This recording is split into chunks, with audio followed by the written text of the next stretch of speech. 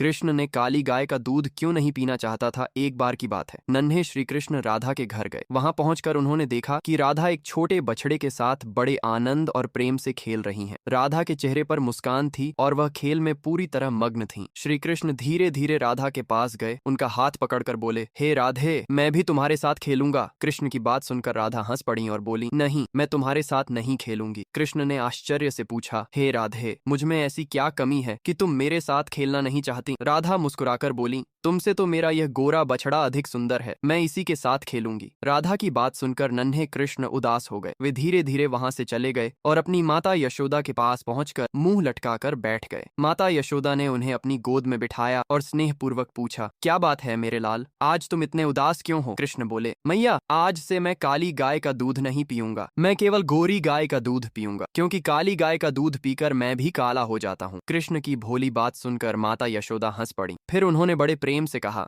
मेरे प्यारे पुत्र, माँ तो माँ होती है, उसके प्रेम में कोई भेद नहीं होता। चाहे गाय काली हो या गोरी, उसका दूध अपने बच्चों के लिए अमृत के समान होता है। रंग से किसी की महानता नहीं आंकी जाती। सच्चा सौंदर्य प्रेम, करुणा और सद्गुणों में होता है। इसी कारण सभी तुमसे इतना प्रेम करते हैं। माता यशोदा की यह बात सुनकर कृष्ण का मन प्रसन्न हो गया। वे खुशी से नाचने लगे। उसी समय राधा वहां आ पहुंची। उन्होंने स्नेह से कहा, हे कृष्ण, तुम कितने सुंदर हो, तुम्हारे बिना तो मैं बिल्कुल अकेली हो जाती हूँ। किंतु कृष्ण ने अपना मुख दूसरी ओर फेर लिया और माता यशोदा से लिपट गए। फिर बोले, मैं अपनी मैया को छोड़कर तुम्हारे साथ नहीं खेलूंगा। ये सुनकर राधा को अपनी भूल का एहसास हुआ। उन्होंने कृष्ण को मनाने का बहुत प्रयास किया। तभी कृष्ण ने माता यशोदा से कहा, मैया, मेरी प्रिय राधा के लिए एक सुंदर पायल दीजिए। माता यशोदा ने प्रेम पूर्वक एक सुंदर पायल कृष्ण को दे दी। कृष्ण राधा का हाथ पकड़कर यमुना तट पर ले गए और बड़े स्नेह से उनके चरणों में वह पायल पहना। पायल पहनते ही राधा का हृदय आनंद से भर उठा। वह यमुना तट पर मधुर स्वर में झंकारती पायल के साथ नृत्य करने लगी। यह दृश्य देखकर वहां उपस्थित काला और गोरा दोनों बछड़ा भी उनके पास आ गए